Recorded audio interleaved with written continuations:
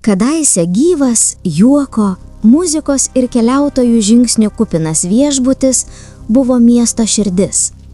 Kiekvienas kambarys slypėjo po istoriją, kiekvienas koridorius prisiminimą. Tačiau vieną naktį ugnis viską prarijo. Sienos pajuodo, langai išdužo, baldai virto pelenais. Žmonės išsigelbijo, bet pastatas ne. Šiandien jis stovi apleistas, dieną tylus, tačiau naktį koridoriais sklinda šnabždesys. Vietiniai gyventojai teigia girdintys praeities gyvenimų atgarsius, švelnius balsus, girgždančias grindis, pačias judančias duris. Tai daugiau nei griuvėsiai, tai prisiminimas, kuris nenori mirti. Ši istorija prasideda tyliai, kaip ir daugelis vietų, kurios dabar yra pamirštos. Kadaise šis viešbutis stovėjo gyvas, jo langai švietė naktimis, jo durys niekada nebūdavo uždarytos ilgam. Čia žmonės atvykdavo su viltimi, su džiaugsmu, su lagaminais pilnais drabužių ir planų. Šis viešbutis buvo vieta, kur susitikdavo keliai ir likimai. Dabar jie stovi tuščias ir kalba tik per tylą. Seniau čia skambėjo juokas, vaikų balsai aidėjo koridoriuose, kavinėje rytais buvo girdėti puodelių garsai. Darbuotojai sveikindavo svečius ramiais balsais. Viskas vyko lėtai, be skubėjimo. Tai buvo vieta, kur žmonės ilsėjosi, kurie sustodavo trumpam, kurie norėjo pabėgti nuo kasdienybės. Šis viešbutis buvo daugiau nei pastatas, jis buvo jausmas. Pastatas buvo pastatytas tvirtai, ne dėl prabangos, bet dėl ilgamžiškumo. Jo sienos buvo storos, jo langai aukšti, mediena girgždėjo, bet laikė. Kiekvienas kambarys turėjo savo istoriją, kiekvienas kambarys matė skirtingus žmonės. Kai kurie atvykdavo trumpam, kai kurie likdavo ilgai, kai kurie čia išgyveno svarbiausias savo gyvenimo akimirkas. Vietiniai gyventojai gerai prisimena tuos laikus. Jie sako, kad viešbutis buvo tarsi miestelio širdis. Čia vykdavo šventės, čia apsistodavo svečiai iš toli, čia žmonės jausdavo judėjimą. Kai šviesos degdavo, atrodė, kad visas kraštas kvėpuoja. Viešbučio savininkas buvo tylus žmogus. Jis nekalbėdavo daug, bet jis mylėjo šią vietą. Jis ją kūrė metų metus. Jis investavo viską, ką turėjo. Jo darbas buvo lėtas, bet nuoširdus. Jam nerūpėjo ne tik pelnas, jam rūpėjo, kad žmonės jaustųsi saugus, kad jie norėtų sugrįžti. Ir tada atėjo ta naktis. Naktis buvo rami. Vėjas buvo silpnas, dangus buvo tamsus, bet be audros. Niekas nejautė, kad kažkas nutiks. Pirmieji dūmai buvo pastebėti per vėlai.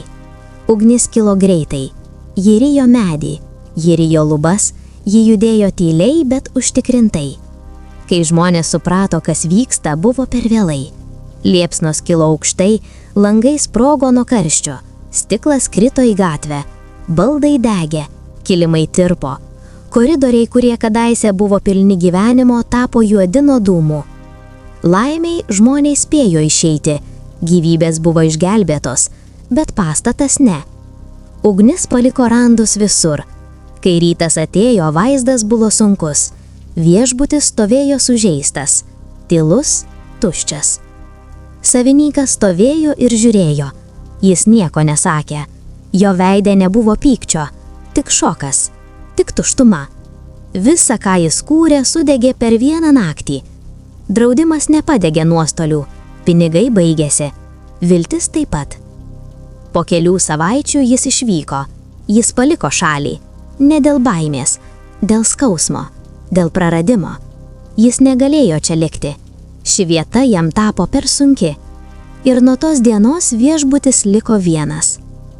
Metai bėgo.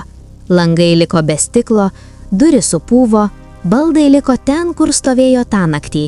Kambariuose mėtosi sudegusios kėdės, lovos be čiužinių. Sienos juodos, grindys pilno stiklo. Gamta pradėjo atsijimti savo tą.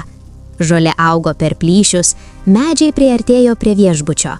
Lietus tekėjo per lubas, žiemos šaltis ardo sienas. viskas lėtai griūva, kaip viskas šiame krašte.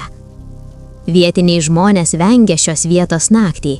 Jie sako, kad čia girdisi garsai, žingsniai, tylūs durys, kartais lyg balsai. Niekas nemato, tik girdi ir niekas nenori tikrinti. Senesni gyventojai sako, kad tai ne dvasios, tai atmintis. Pastatas prisimena, mediena prisimena, sienos prisimena juoką, verksmą, baimę ir kartais visa tai grįžta garsais. Dieną viešbutis atrodo liūdnas, bet naktį jis atrodo gyvas. Langai tarsi akys, tamsus, bet stebintys. Vėjas vaikšto koridoriais, grindys girgžda ir atrodo, kad kažkas dar čia liko. Ši vieta tapo tylia pamoka. Apie taiką, apie trapumą, apie tai, kaip greitai viskas gali baigtis. Viešbutis nebėra verslas, jis tapo istorija, gyva istorija, kuri kalba tiems, kurie moka klausytis. Šiandien čia ateina tik retkarčiais, įsumus žmonės, fotografai, bet jie ilgai neužbūna. Atmosfera sunki, tyla spaudžia ir kiekvienas žingsnis primena, kad čia vieta, kurioje buvo pilnas gyvenimo. Šis viešbutis nėra tik griuvėsiai, tai prarastas sapnas, tai sudegiant viltis. Tai vieta, kuri kadaise davė šilumą, o dabar liko šalta. Ir galbūt dėl to žmonės girdi garsus, nes prisiminimai niekada neišnyksta.